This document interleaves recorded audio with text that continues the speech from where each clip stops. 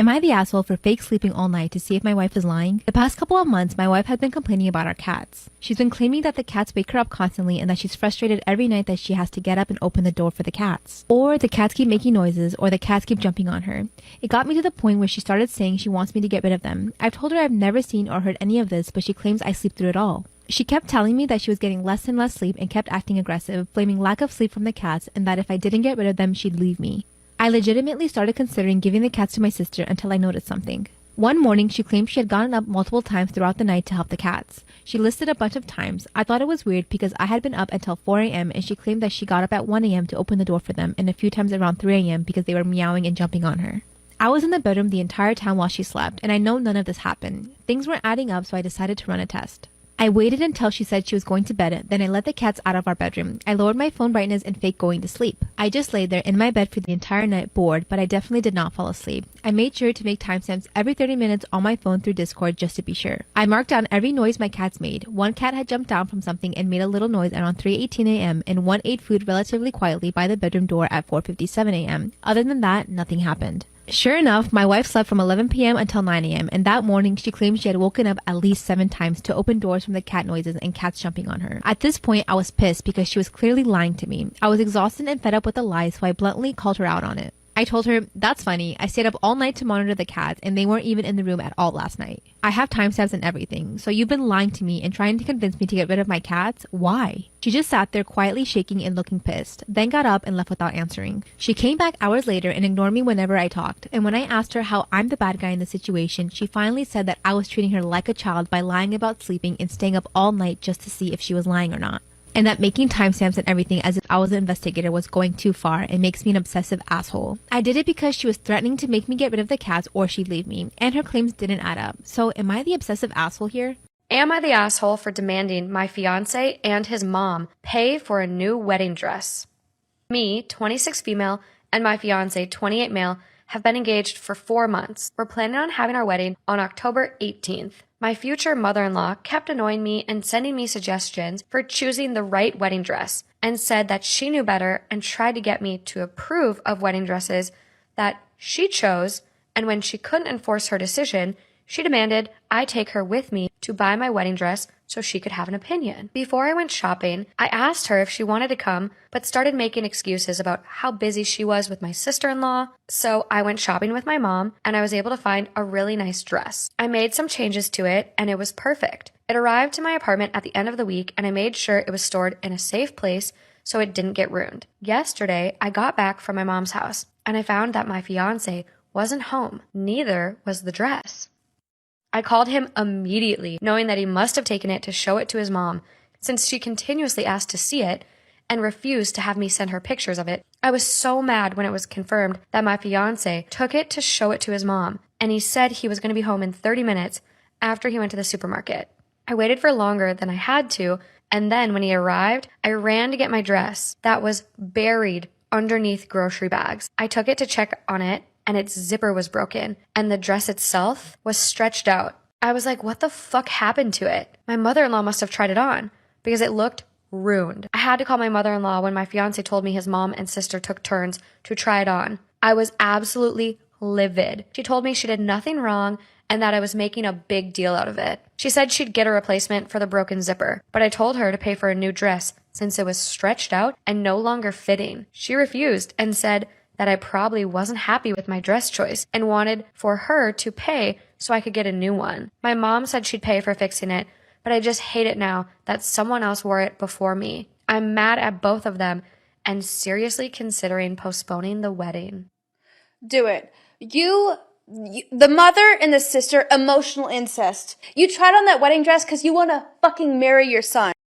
Update, my wife has been Baker acted. She did not hurt herself, just said something concerning in public. I got a call from the hospital this morning asking me to head over to some family therapy. Apparently, she finally wanted to talk. I'll be honest, I'm pretty pissed at the reason why she's been so hateful towards my cats. It's absolutely insane. It's nothing that anyone has suggested. She's not cheating, she's not sick physically or mentally, she's not bored of the relationship or looking for an out. According to her, one of the cats stepped on her laptop and ruined a story she was writing. She's hated both cats ever since. I mean, that sucks, but it's not worth trying to emotionally blackmail me into getting rid of them. I asked her why she didn't just tell me the truth and why she'd been lying and refused to talk about it when I asked. Her answer was, because you wouldn't have gotten rid of them otherwise, and explained that when she saw I wasn't willing to abandon them for her, she took offense and made it a goal to have me pick her over them. Sickening. Don't know why she actually admitted to it all. The woman with us asked me how I felt about all of it, and I just told the truth. I told her it was a nice run, but I'm probably going to want a divorce. I was asked why, and I told them. I see a new hateful, malicious side of her that I want nothing to do with. She was so set on getting rid of the cats over a fan fiction being ruined that she manipulated her husband. My wife started shouting at me that I betrayed her and that I'm a scum for choosing animals over her. At least cats don't give ultimatums like she gave.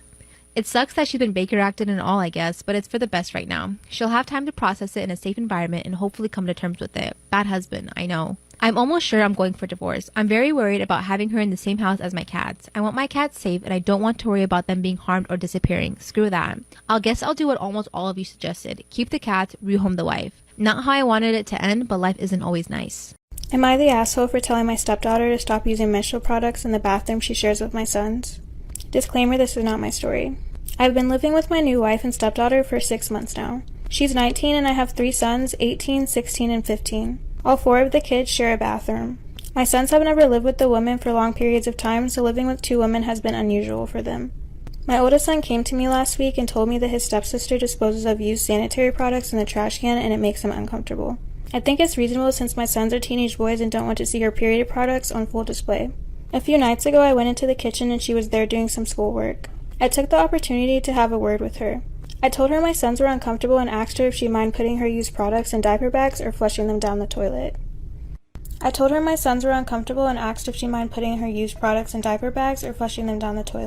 She laughed and told me it was funny coming from a man who sheds like a gorilla and has produced 3 skid-marking sons, which I thought was unnecessary. My son shouldn't be subjected to her unhygienic products if it makes them uncomfortable. She went on a lecture about how tampons can't be flushed and that it's bad for the environment if she uses diaper bags for every one, which I think is just an excuse. I called her a scruff and told her that this was my house and that what I say goes. I later asked my wife if she could have a word with her and she told me I was being ridiculous and that her daughter has had her period for 10 years and knows what she's doing. When I told her it's making my sons uncomfortable, she said my sons need to get a grip. Storytime about when I switched my wife's cat with a more well-behaved lookalike. 6 years ago, I swapped my then-girlfriend, now wife's cat with a more well-behaved lookalike. She had an all-black cat that was extremely aggressive. It scratched everyone, hissed at everyone, and didn't use the litter box half the time. My wife insisted that she could get it to behave better. One week, she went out of town to visit her family and I was supposed to go to her apartment and feed it. The first night I went over, it scratched the shit out of my arm. I joked to the cat that it's not special and I'll replace it if it scratches again. However, that joke stuck with me until I thought about it enough and it wasn't a joke anymore. The next morning, I went to a local animal shelter. I found an identical cat who was already litter box trained and acclimated to people but was a little skittish. Its old owner died of a heart attack and the animal shelter people think that that's why it was a little skittish. Overall though, it was a lot friendlier and better behaved and the skittishness would help resemble the original cat. So I adopted it, took it to my wife's apartment, settled it in, and then drove the original cat to an animal shelter a town over. I was paranoid that my wife would find out if I took it to a local one. I also double checked that the shelter I dropped it off at was a no-kill shelter. It's now been 6 years since then. We got married 4 years ago. We still have the swapped cat. It answers to the original cat's name. My wife knows nothing. She loves this cat and brags about how much better behaved it is. Every time I see it, I feel like a total piece of shit. Storytime. A few years ago now, I found my socks in the garbage, covered in shit. The guy I was seeing at the time and I had only been dating a couple months. And then he asked me to move in. I know. Too soon. Once I'd moved in, we'd been taking turns doing different chores around the house. But there was one chore that he wouldn't let me do. The laundry. At the time, I didn't really think much of it because I can't fold worth a fuck and he was actually pretty good at it. But then I noticed that my socks were starting to disappear. Which again, seemed normal enough because I can't count how many pairs of socks I've lost in the dryer. Once I was down to 2 pairs though, I started to get a little suspicious. So, naturally, I took apart our dryer to try and find my missing socks. Nothing but some lint and old change. So when my boyfriend came home from work later that day, I asked him about it. The man went dead silent and then started turning 50 different shades of red. He stormed off into the bedroom, and when I followed him, he wouldn't talk to me. But I kept asking, even jokingly, like, dude, where's my missing socks? Finally, he said he didn't know and that he would just buy me some new ones. I was like, cool, new socks, whatever. Probably just ruined them in the wash or something, doesn't want to admit it. So I just gave up and went about my day. That was until I went to take out our garbage for garbage day. When I went to tie up the garbage bag, I noticed a bag that had socks inside of it. And upon further inspection, I realized they were my missing socks. And for whatever reason, they were now covered in shit. Here I am standing there, stunned as a deer in the headlights, holding a plastic bag containing my now shit-covered socks. We didn't own any animals, and we didn't have any children. So I left one person! And when I showed him, he took off. I mean, squealed out of the driveway. Then this man starts texting me, telling me he can explain himself. He just can't do it in person. Fuck, I wouldn't be able to either. How you gonna explain this? He explains to me the reason that my socks are now defiled with his feces. Ever since he was a kid, he has been using his socks instead of toilet paper. 3-ply couldn't do the job. I had to use my socks.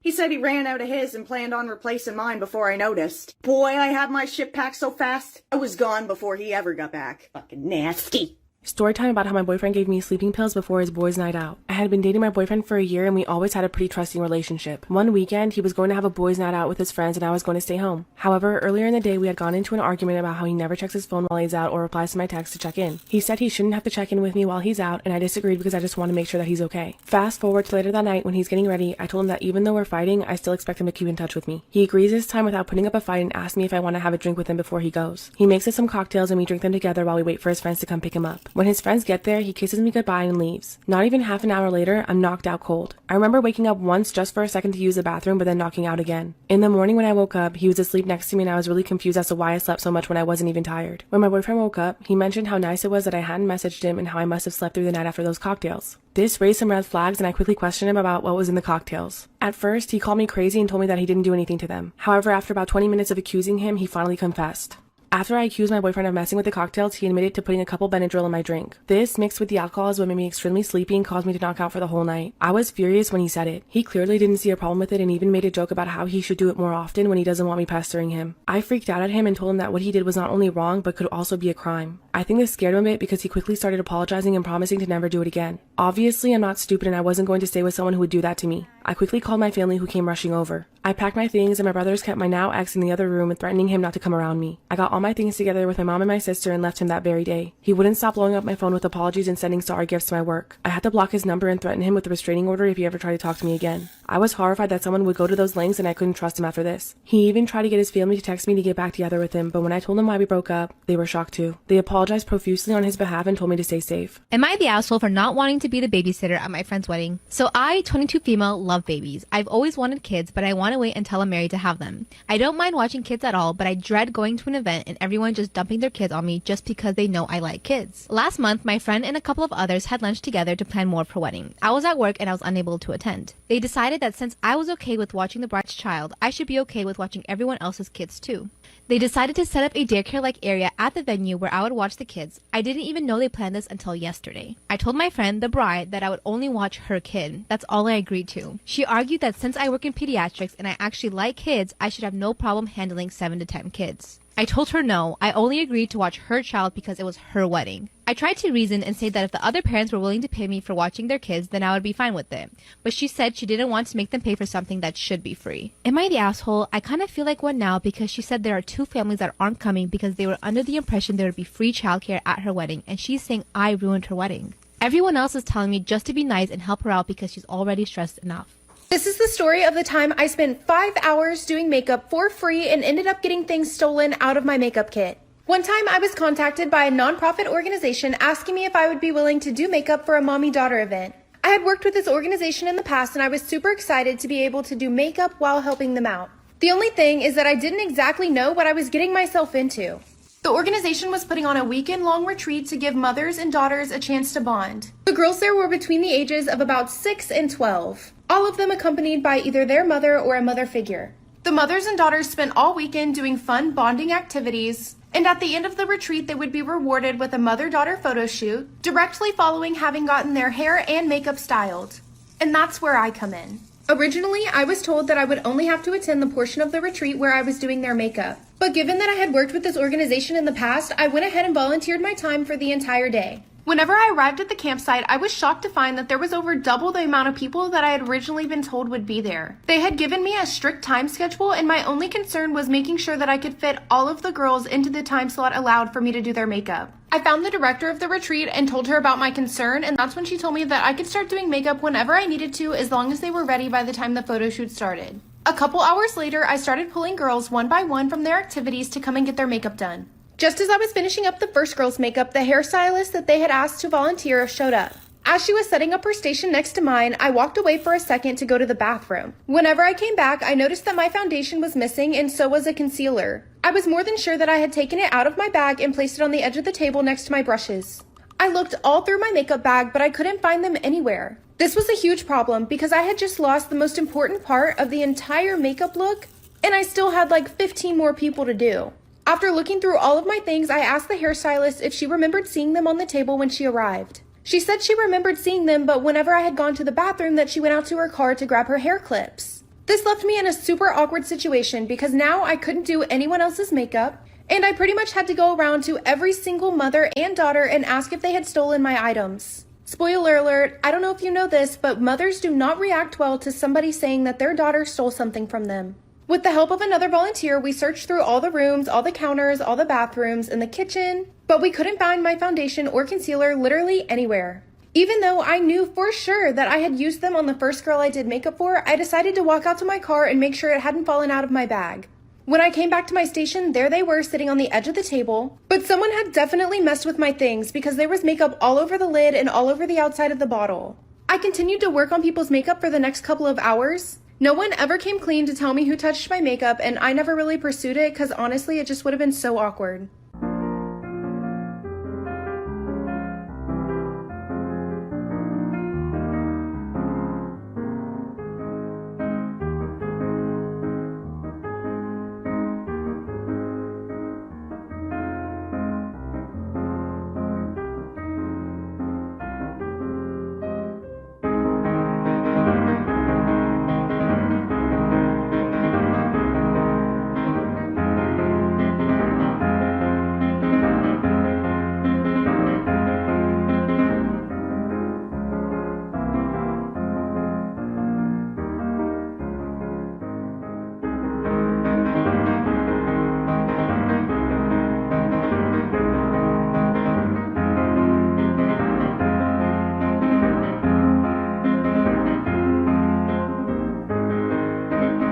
Storytime on how I fell in love with my dad and tried to sleep with him. But did he stop me? Okay, so boom, we jumping right into this one. I was 13 years old at the time and both my parents were 40. I'm an only child and they call me Miracle because I was their miracle baby. My parents had been together since high school and claimed they were soulmates, but that made me angry. You see, I love my dad, but not in the father-daughter way. I mean, I'm in love with him. I want to do everything with him, make love with him, and grow old with him. And I want my mom to go away and disappear. My dad always told me how beautiful I was and said that I'm a princess. He opened doors for both me and my mom, but like I said, I just feel like she's in the way. I always kiss my dad on the lips to greet him, and so much times I wanted to go further. But I couldn't because my mom was there, and I would just greet my mom with a regular kiss on the cheeks. She would even joke saying, how come she don't get kisses like dad? Ugh, because you're not him. But I was going to make sure I end up with my dad. Like for part 2, I would greet my dad with a kiss on the lips, but I would greet my mom with a kiss on the cheeks. And she would joke around and say, how come I don't get a kiss like dad? Because you're not him.